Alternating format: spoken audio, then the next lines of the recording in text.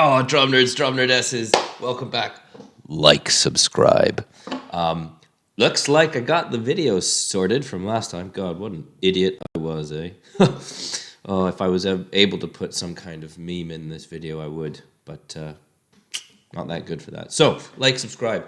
We're going to get into Rush Time Stand Still.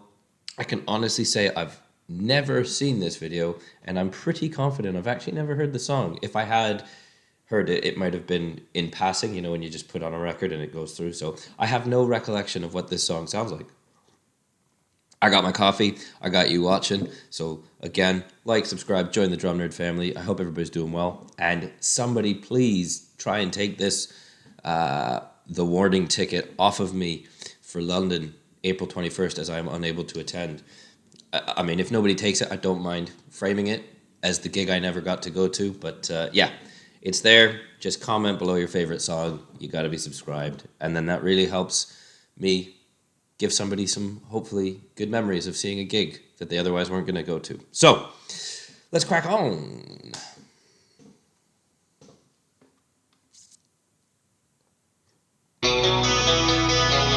Can we all just pause for a second and check out that incredible, what is greatly framed as Alex Lifeson's duck lipping? Like, duck lick it?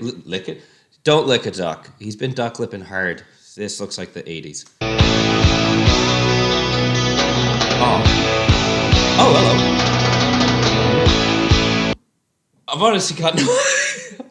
I don't know what's going on here, but it's incredible. Turn my back to the wind, catch my breath before I start off again. Living on without a moment to spend, to pass the evening with a drink and a friend. You gotta love the simplicity, because Neil Peart, obviously the GOAT, the greatest of all time, is irrefutable, and I'm happy to go on that hill for that. We know Neil is the greatest drummer that's ever existed. We all know that. That's fine. However, he's also able to play things that are very simple because that's all the song requires. That shows drum intelligence and maturity. This guy is... Oh, love this man.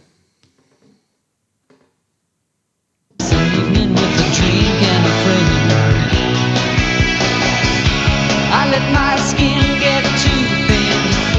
I'd like to pause, no matter what I pretend.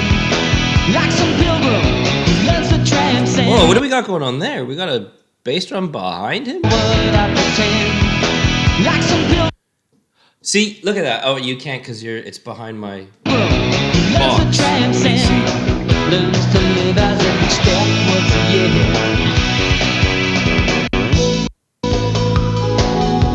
Okay, see, so then we went a bit complex. There's a bit of a Neil fill there, but Neil, he's got that. He's got that drum kit, the smaller kit behind him, so he can probably no doubt do what he did later in years and swivel on that and get that different sound. Because you're not going to get the sound of maybe a 20 or an 18-inch by 16 or 18 deep bass drum sound. You're not going to get that sound out of a 24 by 20 size drum. So having those actual sizes is necessary, and this allows him to just be so wide with his playing. Love it. I'm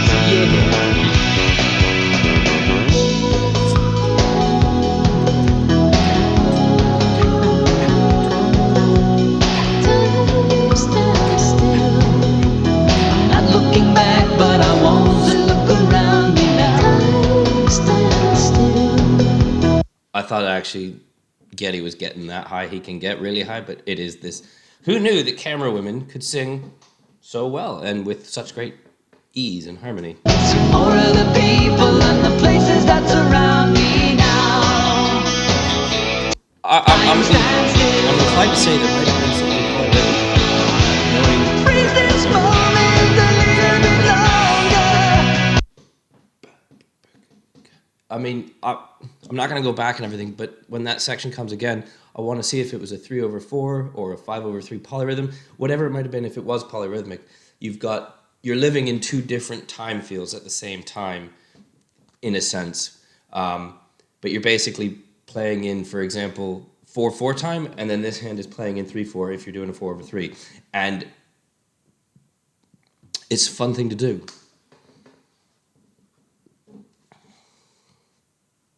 That's not it.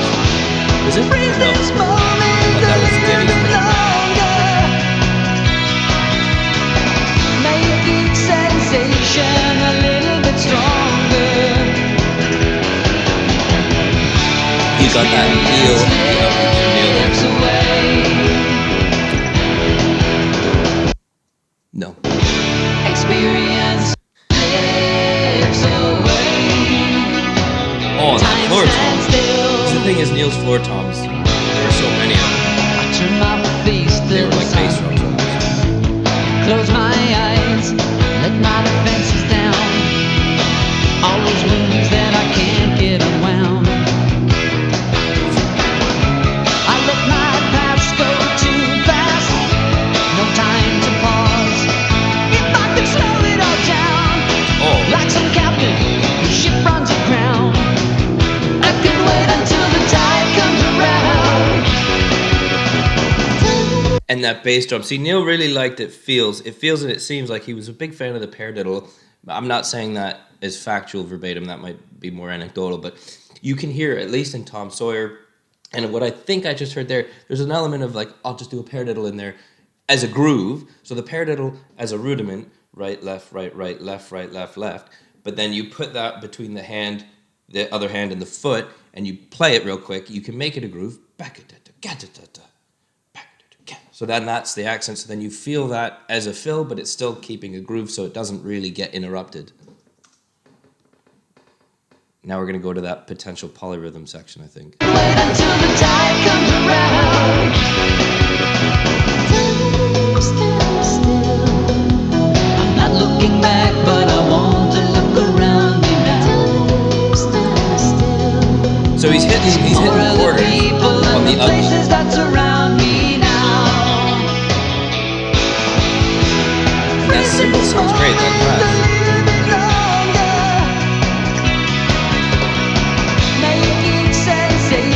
Hit a hand-to-hand 16.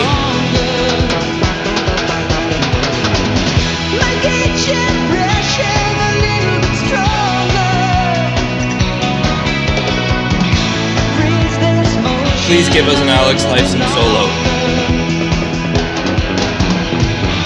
Because they're always quite humorous.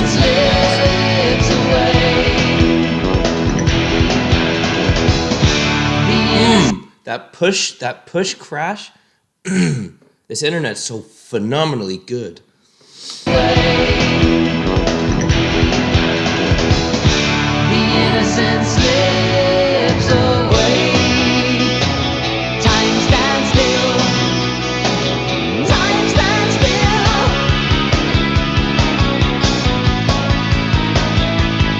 Yes, see, now we're doing a 4 to the floor.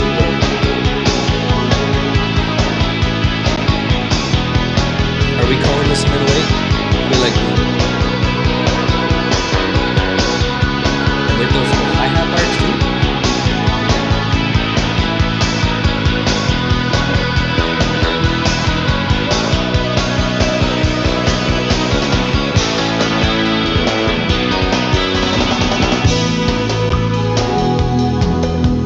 I'm not looking back, but I want to look around me now. See more of the people and the places that surround me now. Time stands still. God, I love it. And you can look at his hands too. This is important. We're nerding about the drums here. And if you're gonna nerd about the drums, the best candidate to nerd over is Mr. Peart.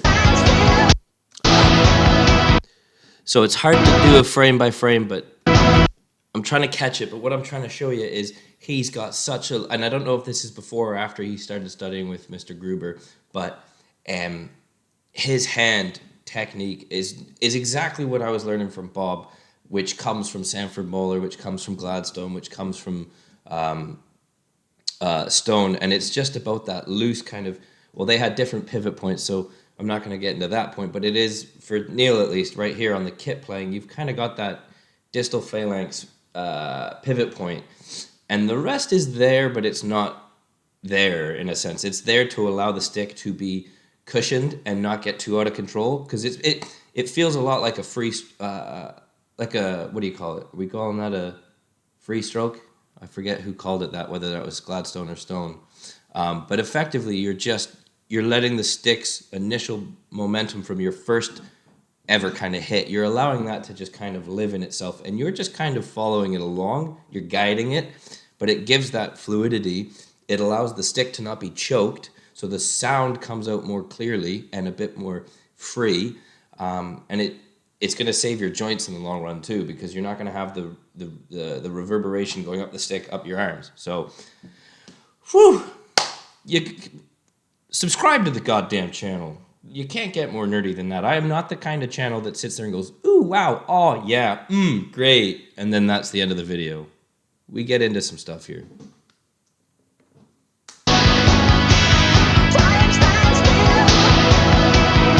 Oh, so you can see, actually, that seems a bit more like the pivot point. I'm going to correct myself there. That did not seem like he was using the index finger as the pivot point there. That was almost coming off of what feels like it was probably more of, I think it, please correct me because I don't have a dissertation to hand. I feel like he was using more of a kind of pinky finger fulcrum point there, or at least kind of letting it cushion between these fingers, and this was kind of wrapped very gently around the stick. It wasn't really doing much. But then he goes into a bit of a different approach. So you grip it tighter. Come on.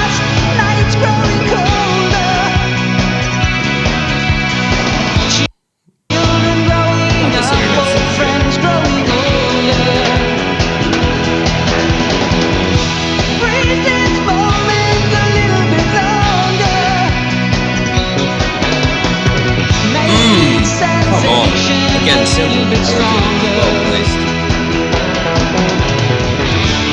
And those tones.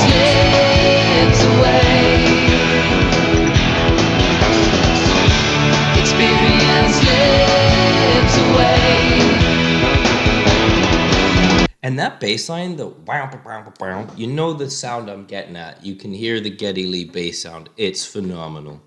The